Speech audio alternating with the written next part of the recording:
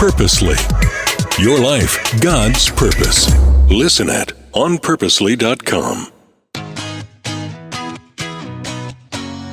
My brothers and my nieces and nephews have been calling me Sissy for years.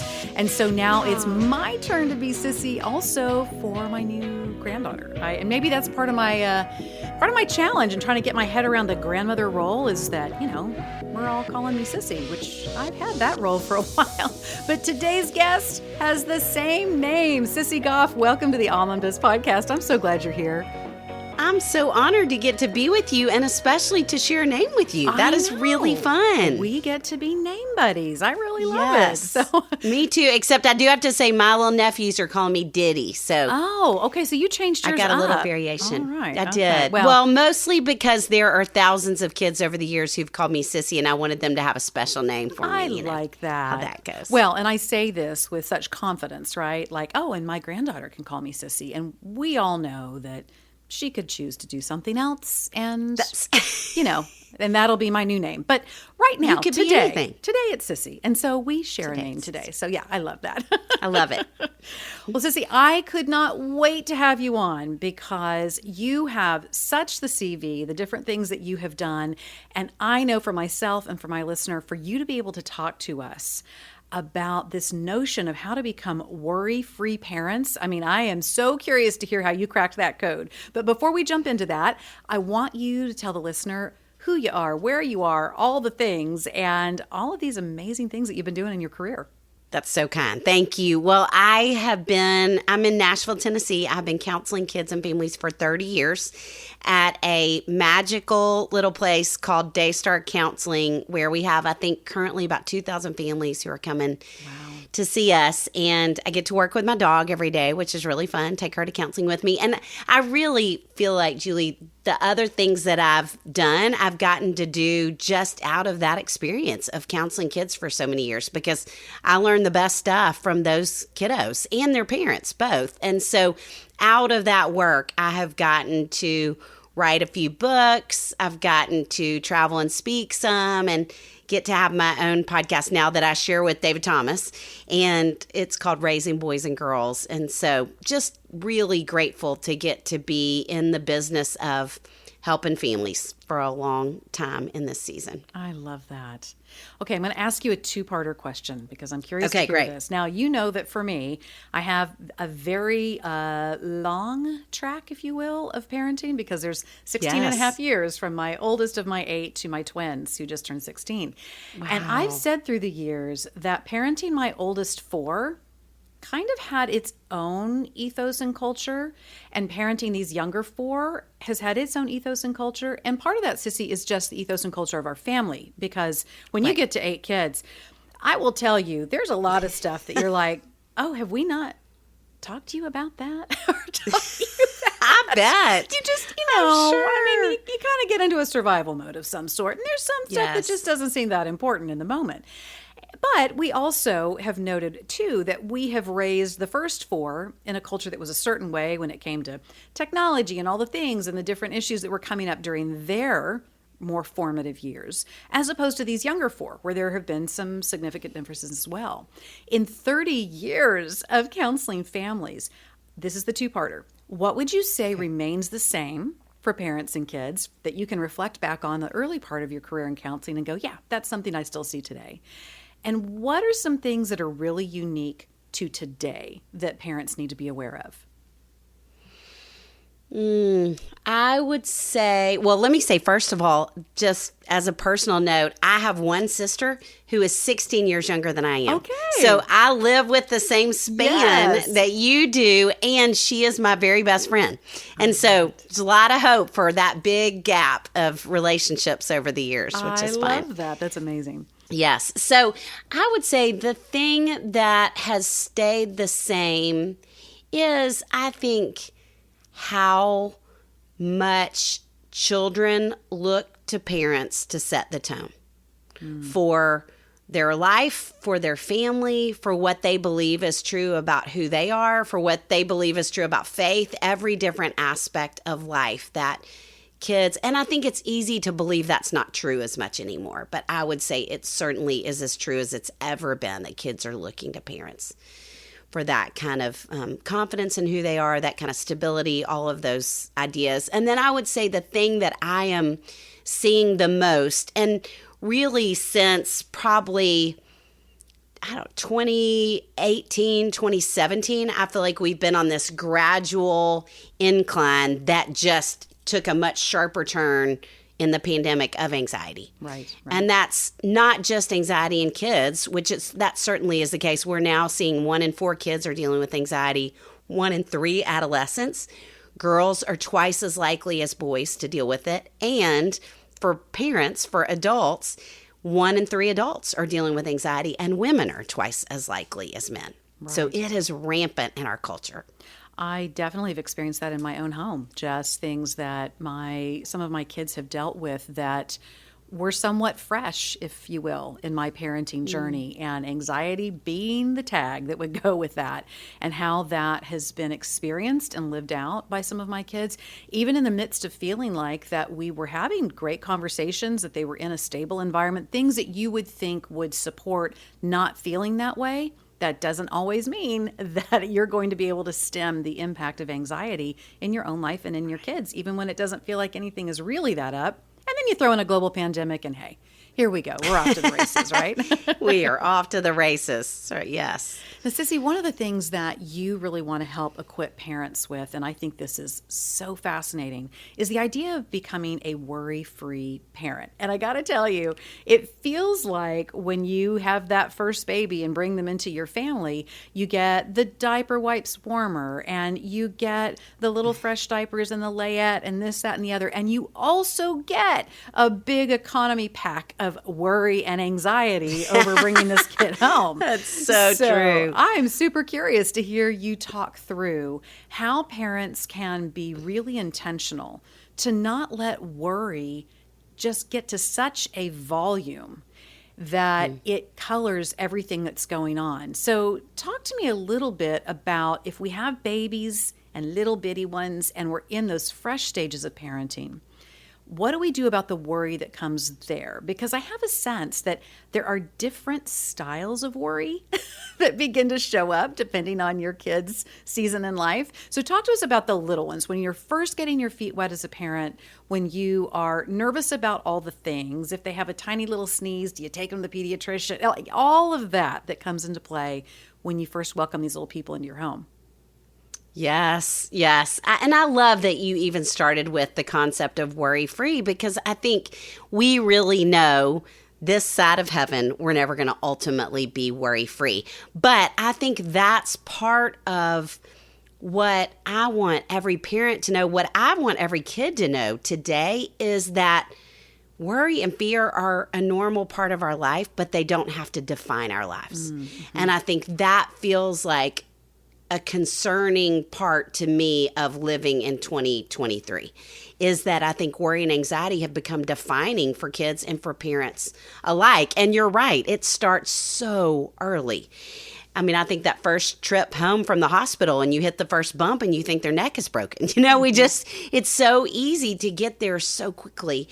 And with those little ones, I think to go ahead and be aware right now of, and part of why I really wrote this book was I sit with a lot of parents who they're bringing their child in for anxiety, and even young children in for anxiety, and they'll say, I'll say, tell me about your family history, and they'll say, well, I don't really know.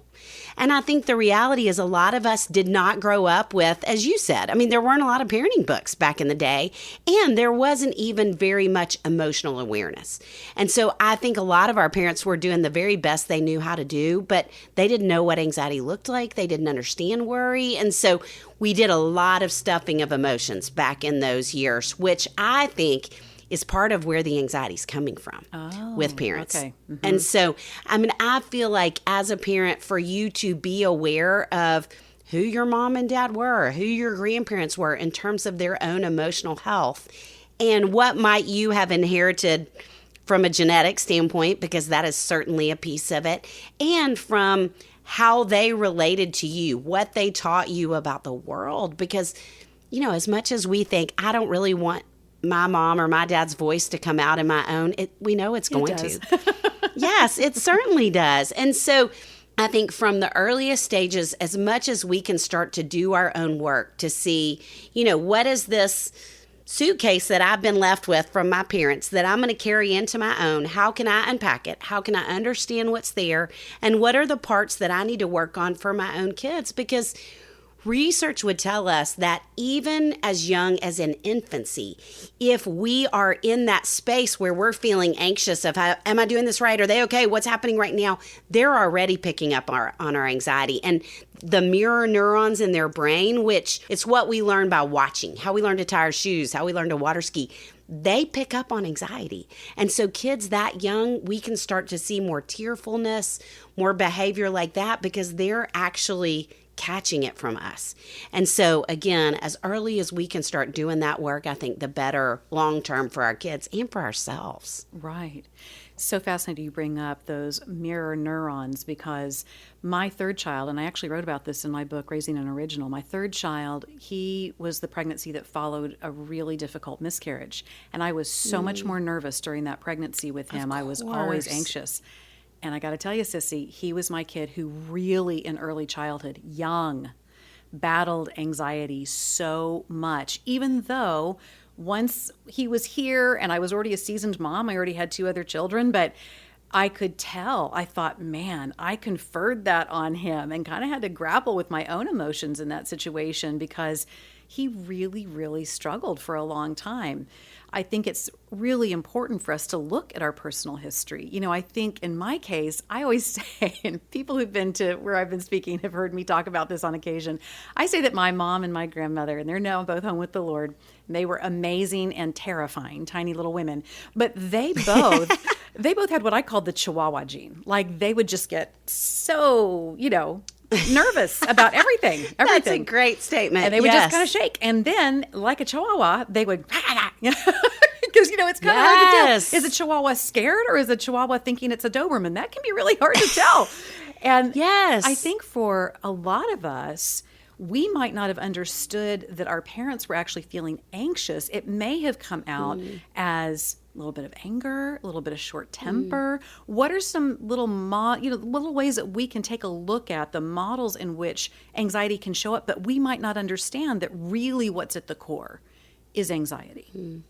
Yes. In ourselves, in our kids, in what space do you mean particularly? I would say, let's take it back right now, since we're talking about when we first start having little bitty kids and we're wanting to do that archival search, that archaeology on ourselves to say, okay, what is my makeup? What am I modeling? What was I raised in? Even when our intention might be to do something very different, what are some things we can look at within our own childhoods in the way we were parented that maybe helps us reframe understanding some of the emotion within our home of origin so that we can then recognize patterns that we might be bringing into our parenting today?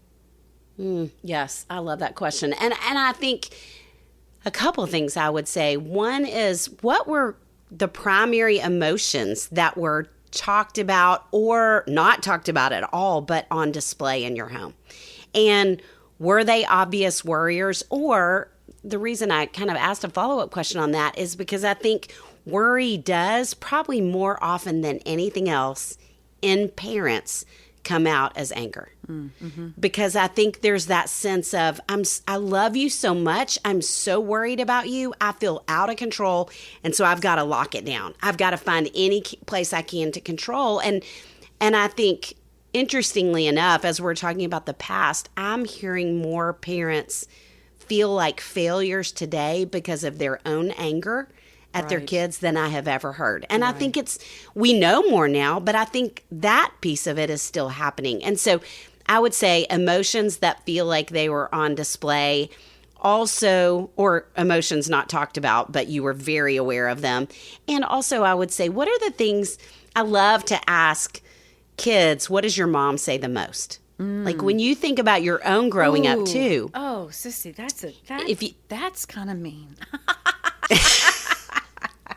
No, that is a profound question. I mean, my mom always said, And I think the cool thing is you can think about now as you're raising kids, what do you want the answer to that be? Exactly. Because I don't think you want the answer to be, I told you, or, you can't trust people, or whatever would come out in those times. And, it's funny you talking about your parents. My mom was really anxious. I lost my mom about 2 years ago, and she was super anxious.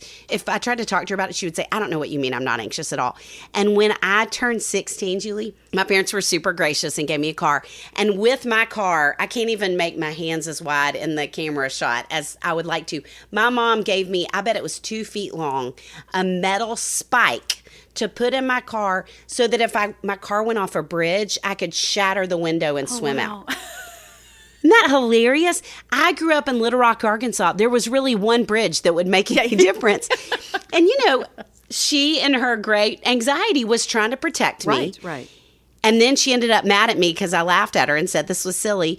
But she also was communicating to me, there's enough of a chance that your car could go off a bridge that you need the metal spike. Right. Which is not what she was trying to say. But I think that's what happens with anxiety. We're giving one message, but there are 30 messages underneath that communicate, you're not okay, you're not ready, you can't handle this, you need me to step in. That is really impacting a child's level of confidence in a way we would never mean for it to. Right.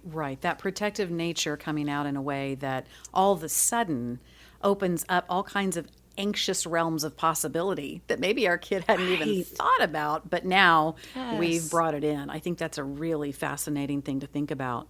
So we've got these little bitty babies, and we're just going to have kind of a primal anxiety that comes with just learning how to help them survive and do all the things we need to do. There's that. Which is good. Which is a good thing. It keeps your child safe. Exactly. Right. That's a good kind of a thing. It's when it gallops past that we begin to kind of go, okay, wait a minute. Then we can also take a look at where we were raised from. Talk to me about those ages. And for myself, I would say, okay, let's talk sort of elementary school into those high school years. Now, of course, the worries change a little bit with each level of permissions and freedoms that our children are being granted through those ages. But in that lane, I know for myself, probably what I worried a lot about is I didn't want my kids to feel excluded from things. I wanted them to feel like they had community. I was very concerned about the choices that they were going to be making, whether that was if they were going to be the mean kid or the nice kid in the play group, or if they were going to make really bad choices when it came to romantic intrigues or with alcohol or with drugs, those kinds of things. How do we navigate a world that can be very rejection-filled for our kids, that can offer all kinds of temptations, that can at times tell them that they are not enough, that that's real? How do we navigate those very real worries for our kids without it turning into an anxiety fest? How do we do that? Well, I think that is such an important thing to think about, because I am seeing, again, parents more worried than I've ever seen parents about the exact things you talked about. My child wasn't invited to the sleepover. Are they drinking? What is happening? Just always. There's so many different things. And like you said, it shifts along the lines of development where kids are. And I think I would say, let's go back again. Because I would encourage parents to think about when you were growing up, what were the times that you grew the most? Right. I would say for me, when I didn't make cheerleading. Right. When I was away from my parents at summer camp. When in college, I let someone look at my paper and I got called out for cheating. Just things like that are things that were awful in the moment. And there was nothing my parents could do about them as I was experiencing them. And they were hard. And so going back to those places ourselves and realizing I think our parents didn't stop it because they didn't know. And again, we know now. We see, we have access to their lives and the details of their lives in ways that our parents didn't. And partly for great reason, because I think kids talk to parents and communicate with their parents and feel safe doing so more than we probably did with our own parents. But at the same time, when we can remember those experiences were part of what stretched us into who we are, I think the more we can let them struggle and learn resilience in the midst of it themselves. Because we don't learn resilience in good times. And in fact, one thing that I would say from a scientific standpoint, when kids go through hard things, when we go through hard things, our brains are literally being rewired. You know, the part of the brain that's most activated when we are anxious is the amygdala. And the only way the amygdala learns is through experience. Right, right. And so if they're not in the midst of a hard thing, their brain is not even going to learn something different. And they're not going to grow from a scientific standpoint. So we need to remember those kind of truths that can help anchor us when they're going through harder things. Right. Sissy, where did we get to the place that we sort of felt it was our job to protect them from all the things? And the reason I ask this, I feel like my folks did a pretty good job hitting the mark on a couple different things in my life. There were some times that I was being actively bullied, and those were really tough experiences. Sure. My dad had this, he showed up one day at the lunchroom, and I won't name the person who was being mean to me, but he was the kid who sat next to me at my desk because his last name was the letter just after mine. And my dad showed up at lunch one day, and my dad was a big guy, 6'5", and just kind of sauntered over to him. This was like third grade and fourth grade, something like that. I think it was third. And shook his hand and met him. Now, of course, our school campuses are different today, but at that time, a parent could come on campus and have lunch. And that kid looking up at my huge dad, and my dad saying, "I expect you to be kind to my daughter," was all that needed to happen, right? Like, I had tried to deal with this guy who was mean. That's awesome. It was awesome. Now, there was that, but there was also the side where my parents let me definitely grit through some stuff. Like, I just had to figure it out. Today, when I speak with moms who are just beginning their momming careers, I feel like there's been conferred on a generation of parents the expectation that they should somehow intercept all these different difficulties and challenges for their kids, and to not do so would mean that they're failing. Where did this expectation come from? Because I certainly loved it when I felt like my parents helped me with something, but I didn't have this understanding that it was their job to intercept any challenge. And we didn't really have that philosophy with our kids, although maybe I had it more. I did intercept sometimes where I probably shouldn't have. But man, I watch younger parents today really struggling with this. Where does this come from? How did we end up putting this on parents today? You know, I think some of it is a sense of trying to parent out of our own gaps, you know, our gaps when we were growing up, or at least what I'm seeing with younger parents. Well, let me give you an example. So Daystar, where I work, is a 2-story building. And like I said, we're a yellow house. We have a white picket fence. We have dogs that work there. Really, if you were going to take your kids to counseling, there's not really a cuter place. Right. Not that I'm bragging, but kind of. And so I know when kids come in, Daystar is going to do a lot of the work of helping kids feel comfortable and safe. And I had this little girl who came in to see me.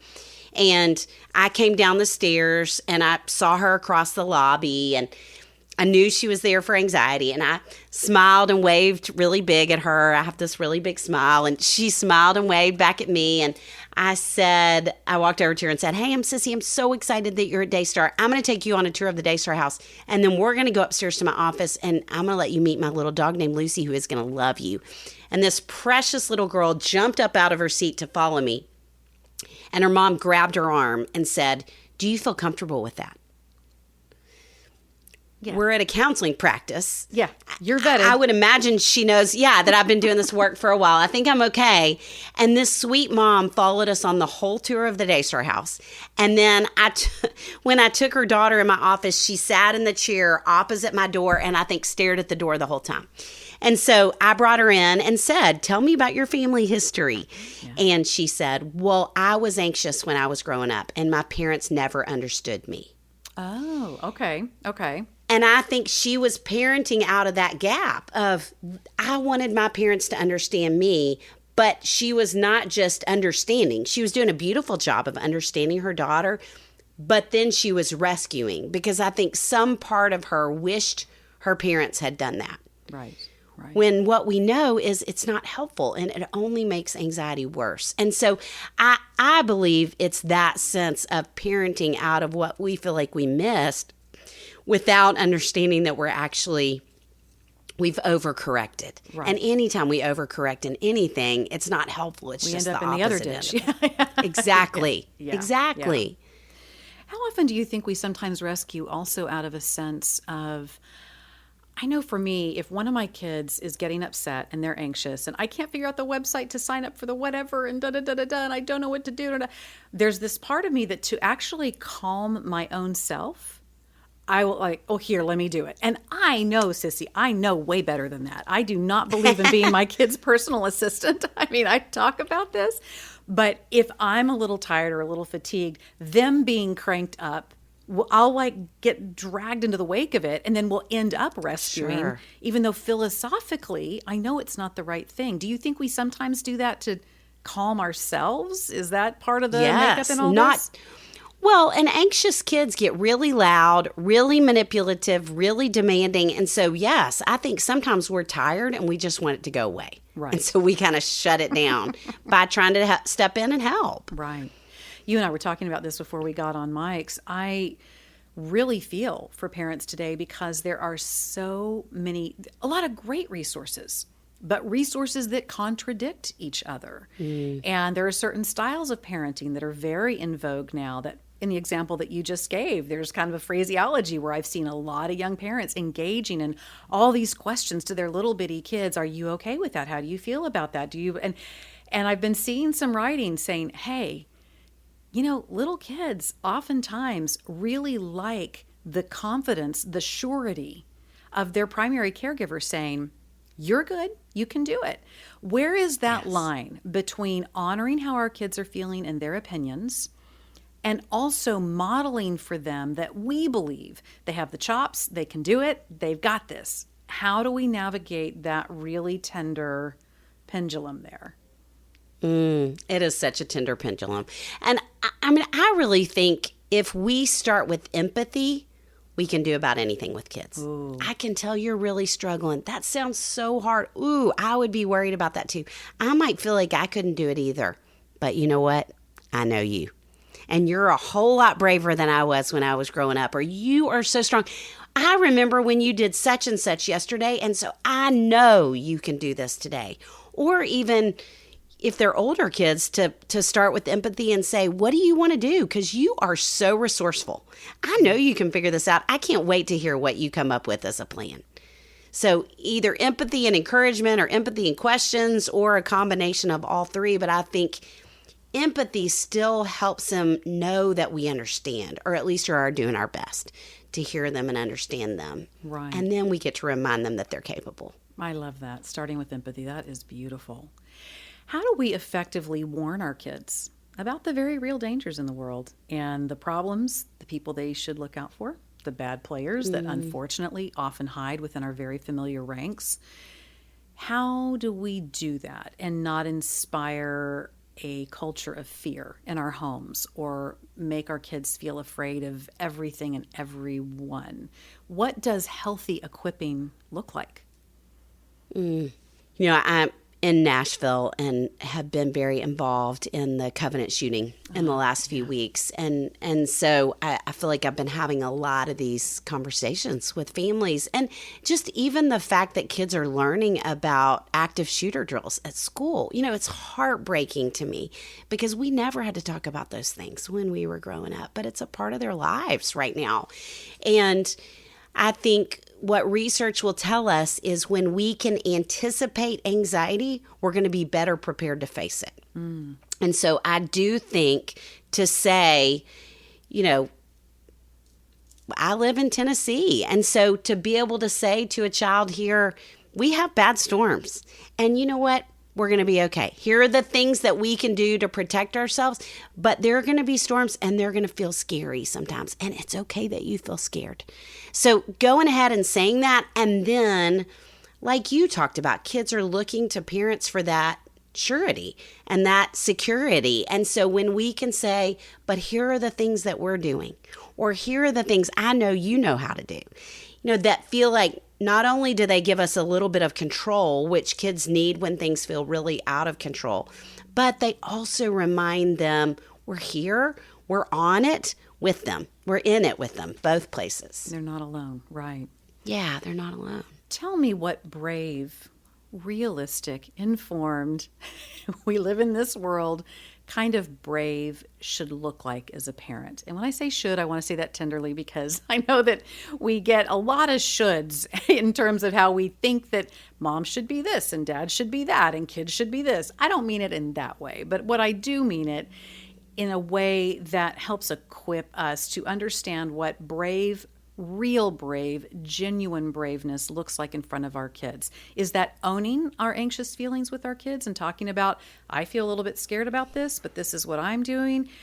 How do we make sure that we're conveying to our kids a realistic, truly tool of bravery, not just some, noble characteristic that seems so out there and beyond what can feel even attainable when we are grappling with worry?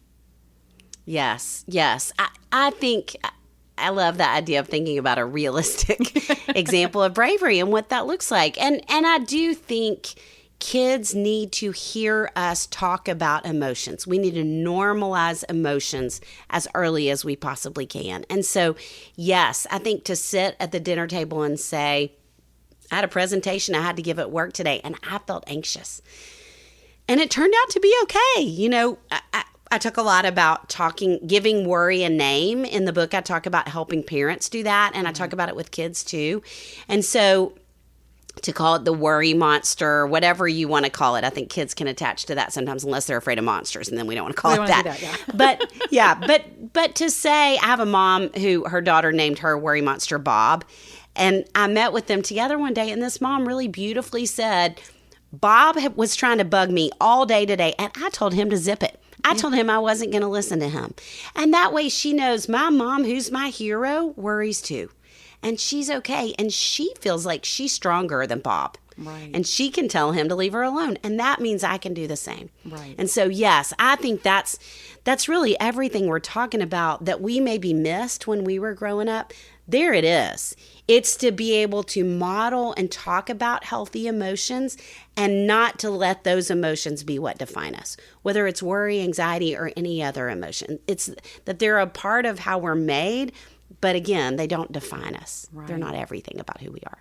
Well, I'm so excited about your new book coming out. Such a great resource for parents called The Worry-Free Parent. And I know that that's going to be just such a wealth and so much gold for parents to be able to get in there and find out the tools and the approaches they can take. Where can the listener go to find out more and all the great stuff that you've got going on? Well, we've got a couple of different things. Everything's really at raisingboysandgirls.com is our website. We have a podcast ourselves called Raising Boys and Girls, and we are very active. I can only do one social media platform at this point in my life. I feel it, friend. I feel it. Yes. And so on Sissy Goff and on Raising Boys and Girls, David Thomas, who's my counterpart at Daystar, we are doing a lot of information as often as we can to really help equip parents in practical ways. Awesome. Well, so Sissy, you are just a treasure. I so appreciate you being on today.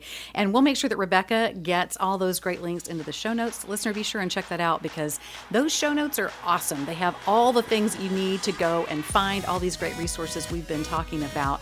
I also love it when you connect with me on the Instagrams, Julie Lyles Carr, all the places. Be sure and check out All Mom Does because it's a great community and all kinds of great things for you to consider when it comes to raising your kids and doing the whole career thing and nourishing your romance and how you are progressing in your faith journey. So be sure and check out All Mom Does, and I'll see you next time on the All Mom Does podcast.